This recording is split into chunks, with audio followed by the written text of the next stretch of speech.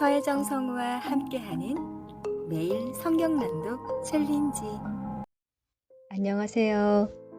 낭독하는 말밤 요리사입니다. 오늘은 2024년 1월 31일 창세기 32장입니다. 야곱이 에서를 만날 준비를 하다. 야곱이 길을 떠나서 가는데 하나님의 천사들이 야곱 앞에 나타났다. 야곱이 그들을 알아보고 이곳은 하나님의 진이구나 하면서 그곳 이름을 마하나임이라고 하였다. 야곱이 에돔벌 세일 땅에 사는 형 에서에게 자기보다 먼저 심부름꾼들을 보내면서 지시하였다. 너희는 나의 형님 에서에게 가서 이렇게 전하여라. 주인의 종 야곱이 이렇게 아뢰니다. 저는 그동안 라반에게 몸붙여 살며 최근까지도 거기에 머물러 있었습니다. 저에게는 소와 나귀, 양떼와 염소떼, 남종과 여종이 있습니다. 형님께 이렇게 소식을 전하여 드립니다. 형님께서 저를 너그럽게 보아주십시오. 심부름꾼들이 에서에게 갔다가 야곱에게 돌아와서 말하였다. 주인 어른의 형님인 에서 어른께 다녀왔습니다. 그분은 지금 부하 400명을 거느리고 주인 어른을 치려고 이리로 오고 있습니다. 야곱은 너무나 두렵고 걱정이 돼서 자기 일행과 양떼와 소떼와 낙타떼를 두 패로 나누었다. 에서가 와서 한 패를 치면 나머지 한 패라도 피하게 해야겠다는 속셈이었다. 야곱은 기도를 드렸다.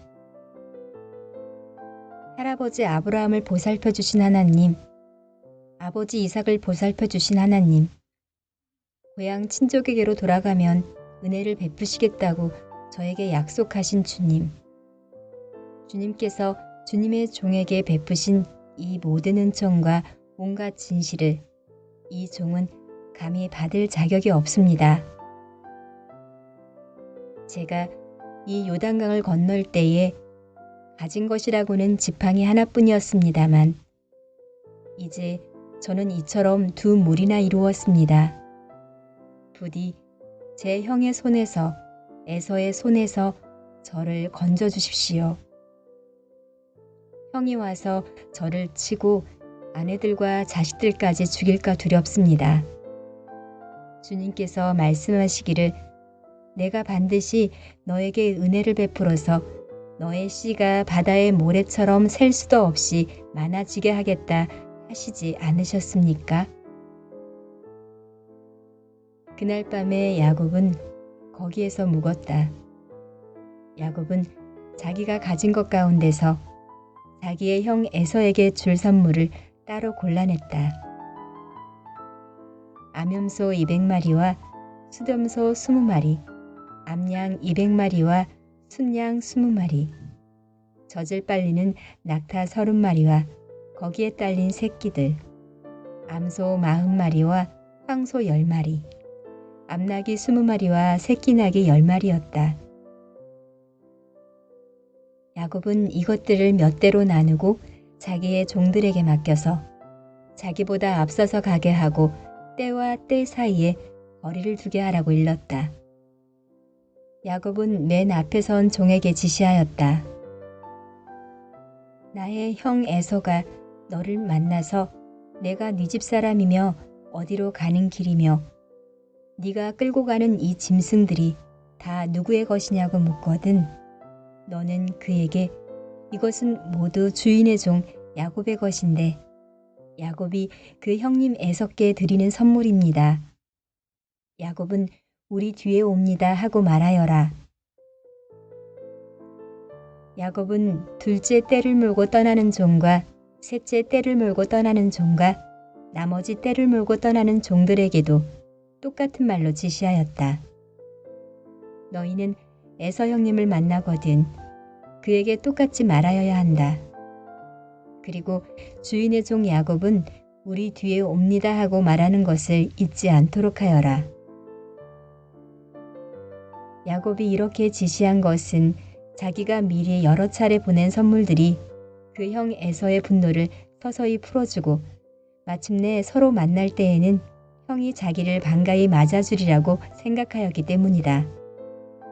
그래서 야곱은 선물을 실은 때를 앞세워서 보내고 자기는 그날 밤에 장막에서 묵었다. 야곱이 분이엘에서 씨름을 하다. 그 밤에 야곱은 일어나서 두 아내와 두 여종과 11 아들을 데리고 야복 나루를 건넜다. 야곱은 이렇게 식구들을 인도하여 개울을 건너보내고 자기에게 딸린 모든 소유도 건너보내고 난 다음에 뒤에 홀로 남았는데 어떤 이가 나타나 야곱을 붙잡고 동이 틀 때까지 씨름을 하였다. 그는 도저히 야곱을 이길 수 없다는 것을 알고서 야곱의 엉덩이 뼈를 쳤다. 야곱은 그와 씨름을 하다가 엉덩이 뼈를 다쳤다. 그가 날이 새려고 하니 놓아달라고 하였지만 야곱은 자기에게 축복해주지 않으면 보내지 않겠다고 떼를 썼다. 그가 야곱에게 물었다. 너의 이름이 무엇이냐? 야곱이 대답하였다. 야곱입니다. 그 사람이 말하였다.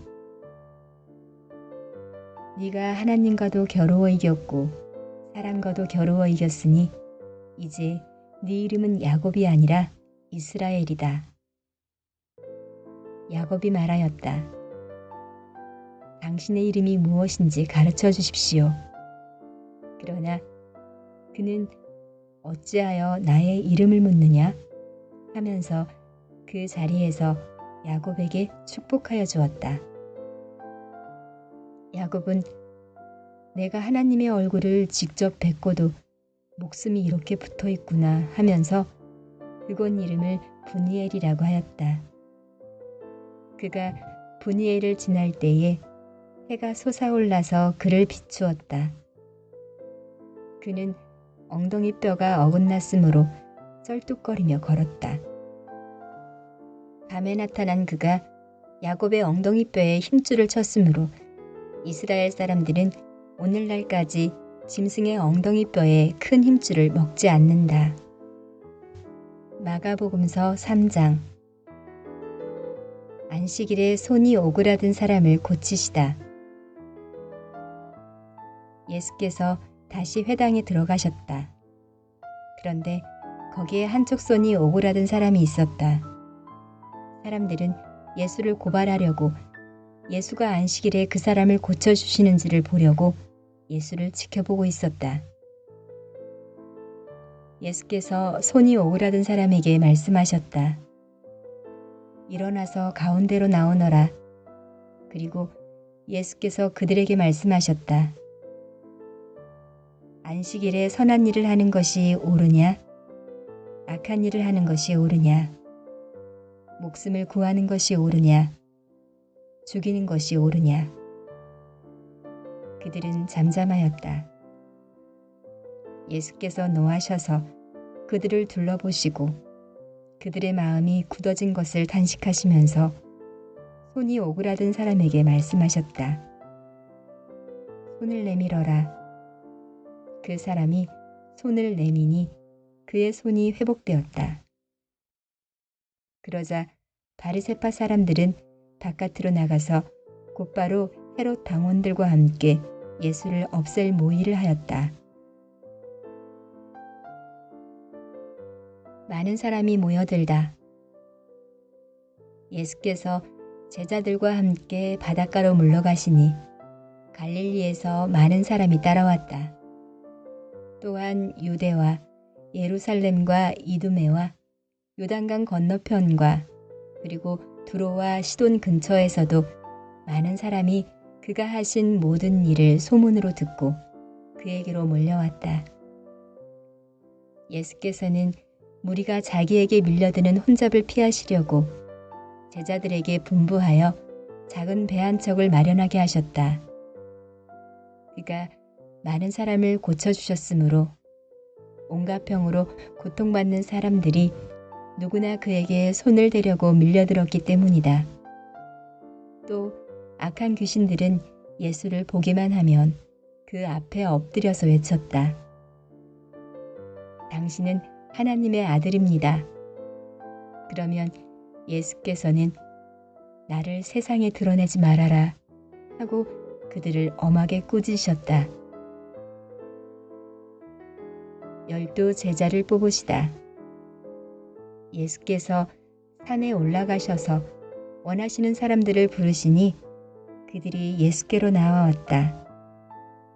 예수께서 12를 세우시고 그들을 또한 사도라고 이름하셨다.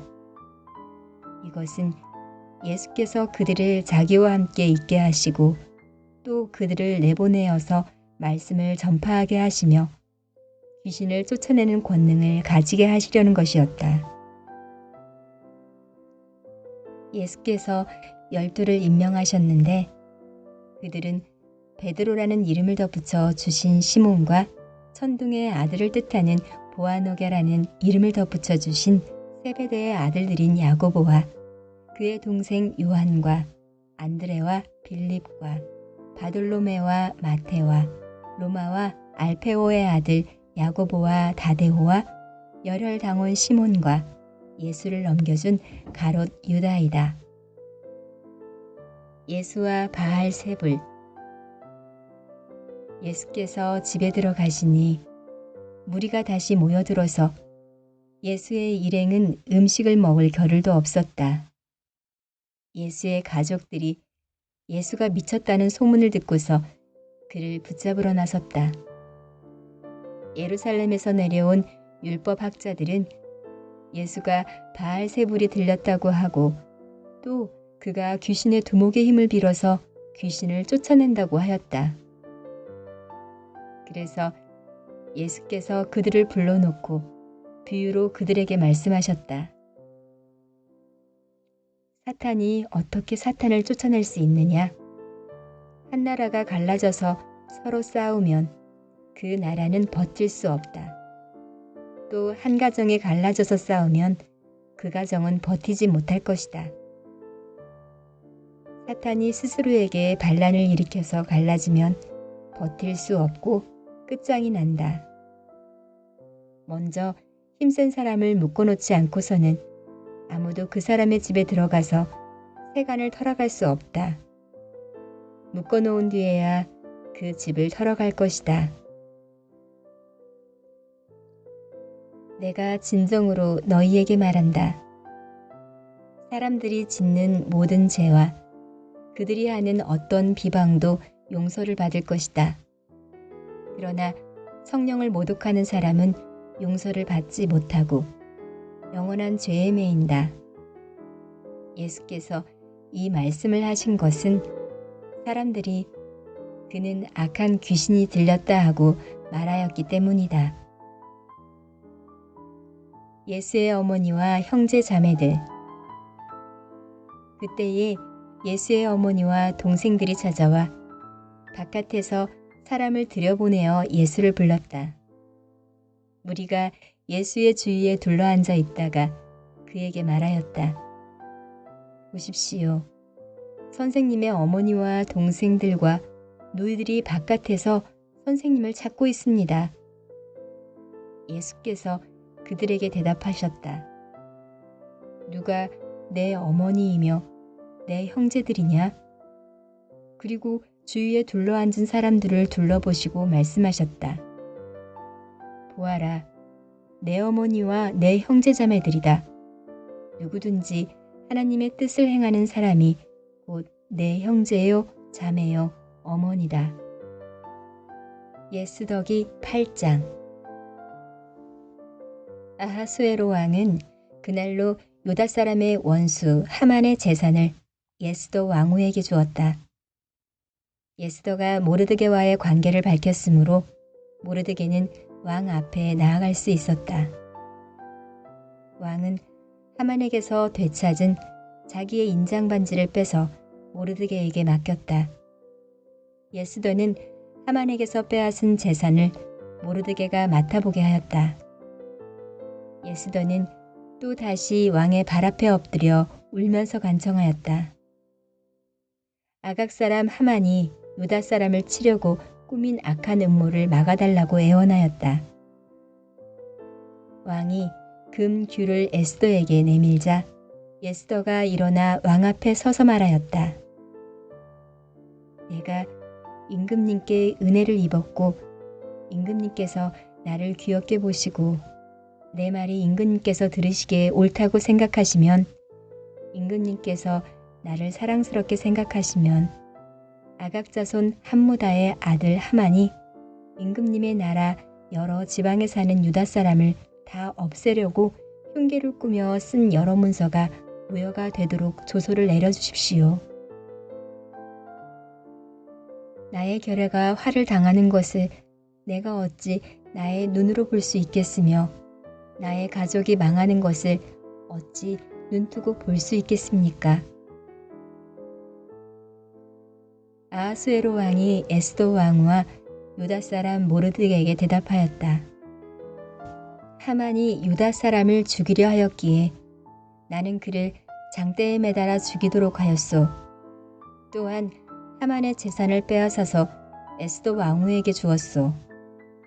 이제 유대 사람들을 살려야 하니 왕의 이름으로 당신네들에게 유리한 내용으로 조서를 하나 더 만들고 그 조서에 왕의 인장 반지도 도장을 찍으시오. 내 이름으로 만들고 내 인장 반지로 도장을 찍은 조서는 아무도 취소하지 못하오. 곧바로 왕의 서기관들이 소집되었다. 때는 셋째 달인 시완월 23일이었다. 서기관들은 모르드게가 불러주는 대로 조서를 만들어서 인도에서부터 에티오피아에 이르기까지 127지방에 있는 유다 사람들과 대신들과 총독들과 각 지방 귀족들에게 보냈다. 조서는 각 지방의 글과 각 민족의 말로 썼으며 유다 사람들의 글과 말로도 조서를 만들어서 보냈다. 모르드게는 아하수에로 왕의 이름으로 조서를 작성하고 거기에 왕의 인장 반지로 도장을 찍었다. 그렇게 한 다음에 보발꾼들을 시켜서 그 조서를 급히 보냈다. 보발꾼들이 타고 갈 말은 왕궁에서 기른 것으로서 왕의 심부름에 쓰는 날랜 말들이었다. 왕의 조서 내용은 각 성에 사는 유대 사람들이 함께 모여서 목숨을 지킬 수 있도록 한 것이다. 어느 성읍에서든지 다른 민족들이 유다 사람을 공격하면 거기에 맞서서 공격하여 오는 자들뿐만 아니라 그들의 자식과 아내까지도 모두 죽이고 도륙하고 진멸하고 재산까지 빼앗을 수 있게 한 것이었다. 그러나 아하수에로 왕이 다스리는 모든 지방에서 유다 사람들이 이런 일을 할 수 있는 날은 12째 달인 아달월 13일 하루 동안으로 규정하였다. 각 지방에서는 그 조서를 법령으로 공포하여 각 민족에게 알리고 유다 사람들이 대적들에게 원수 갚을 날을 미리 준비하게 하였다. 왕의 명령은 이처럼 빨리 전달되어야 하는 것이었으므로 보발꾼들은 왕의 심부름에 쓰는 날렛말을 타고 급히 떠났다. 도성수산에도 조서가 나붙었다. 모르드게는 보라색과 흰색으로 된 궁중예복을 입고 큰 금관을 쓰고 고운 모시로 짠 붉은 겉옷을 입고 어전에서 물러나왔다. 수산성에서는 즐거운 잔치가 벌어졌다. 유다 사람들에게는 서강이 비치는 기쁘고 즐겁고 자랑스러운 날이었다. 지방마다 성읍마다 왕이 내린 명령과 조서가 전달된 곳에서는 어디서나 그곳에 사는 유다 사람들이 잔치를 벌였다. 그들은 기뻐하고 즐거워하며 그날을 축제의 날로 삼았다.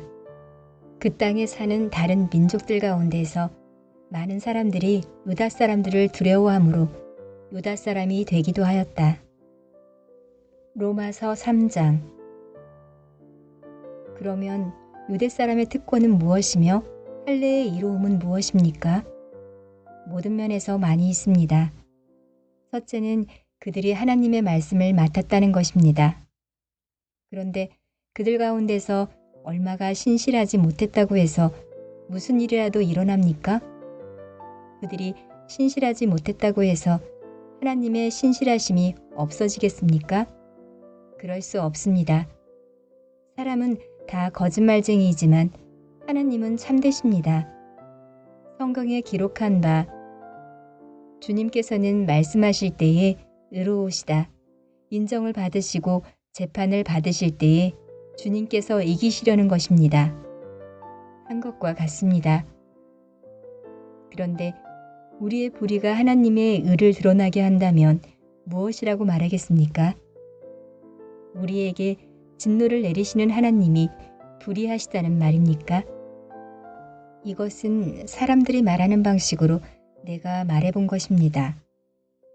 절대로 그럴 수 없습니다. 만일 그렇다면 하나님께서 어떻게 세상을 심판하실 수 있겠습니까? 다음과 같이 반박하는 사람도 있을 것입니다. 나의 거짓됨 때문에 하나님의 참되심이 더욱 분명하게 드러나서 하나님께 영광이 돌아간다면 왜 나도 역시 여전히 죄인으로 판정을 받습니까? 더욱이 좋은 일이 생기게 하기 위하여 악한 일을 하자 하고 말할 수 있겠습니까? 사실 어떤 사람들은 우리가 그런 말을 한다고 비방합니다. 그런 사람들은 심판을 받아야 마땅합니다.